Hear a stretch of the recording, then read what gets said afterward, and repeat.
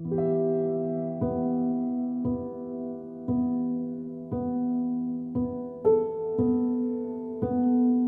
a pandemic within a pandemic. Jacqueline Levine says the pain is unbearable. As much as you can imagine, and every parent does, oh, if something happened to my child, but when it does, the pain is 1,000 times more than you would ever imagine. Her only child would have turned 33 this month. He had such a big heart, and he was such a kind person. And the last experience I had was driving him from Austin to New Orleans, and we had such a good time, and we were laughing, and never in my wildest dreams if you told me in 5 days he'll be dead. Jordan grew up uptown and graduated from Newman High School in 2006. People were drawn to him. People loved him. He had a great laugh. He had a great sense of humor. He was really smart. He was an amazing chess player. He'd been playing chess since he was 3. His mother believes it started following Hurricane Katrina when the storm hit and cell service went down. She says she and Jordan, who was 17 at the time, were separated for a week. It was then she believes he started experimenting with drugs. There's just an attitude about it that really does anger me, because my son was a really beautiful soul and he would do anything for you. And so I just don't want people to think of him as a person that was a useless human being, because he was not. She says Jordan was talented, working in film production and even writing a screenplay. He tried to kick drugs and agreed to rehab for 90 days. She says he was doing great. I was fortunate enough that I could pay for rehab. My son did not have insurance, and he had no way to be able to do that on his own. Then came the pandemic. What Jordan had long struggled with was now complicated even more. I think with this pandemic, there's isolation, there's depression, people are out of work. It's a brain disorder, and it's, people, once you slip, it's very, very difficult to get back on the wagon, so to speak.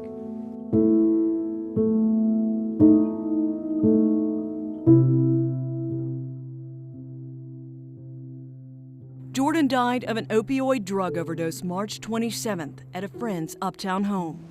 I think about him all the time. It's coming up on a year, and it doesn't ever get easier. It just doesn't. It actually can become more painful. Some days I pretend that he's not dead, just to get through the day.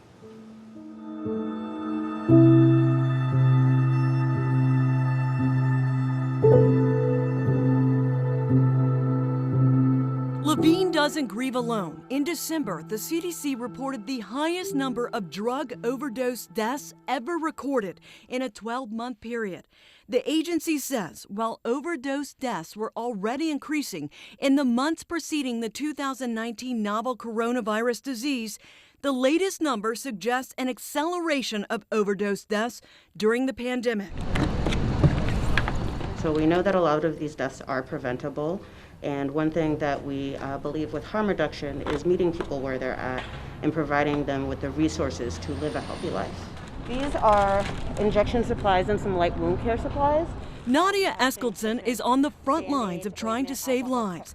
She's the coordinator for the New Orleans Syringe Access Program at Crescent Care, a community health center in St. Roch.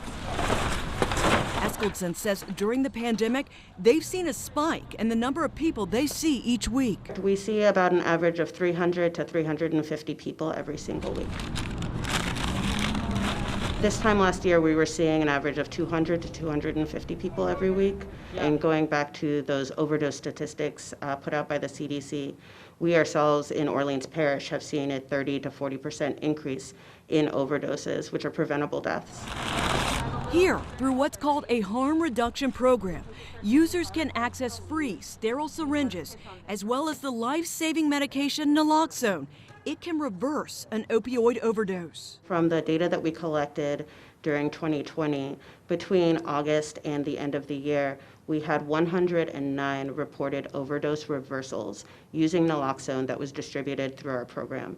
That's 109 lives that were saved. So we know that the overdose epidemic is preventable. Eskildsen says the syringe access program is also an entryway to care, linking people to hepatitis C and HIV treatment. But she says resources like this aren't always available in other areas. People are having difficulty getting these tools, accessing these resources in their communities, not just the naloxone, but fentanyl testing strips to make sure that the drugs that they're taking are safe. Those are currently considered paraphernalia in the state of Louisiana, which is greatly unfortunate. Levine is also trying to spare another family from the pain she feels every moment of every day.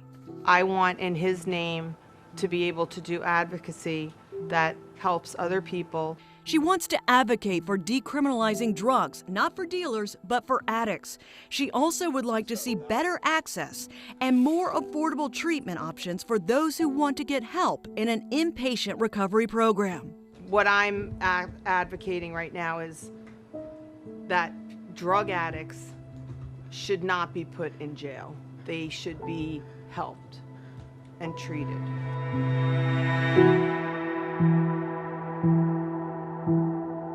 She says she tells her story for Jordan, for other parents, and for those struggling with the disease of addiction.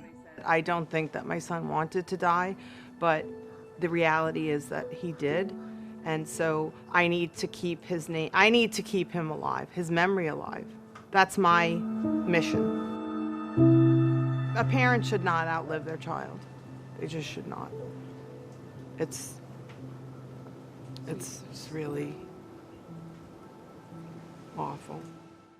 In response to the acceleration of drug overdose deaths, the CDC issued an advisory to medical and public health officials as well as harm reduction organizations.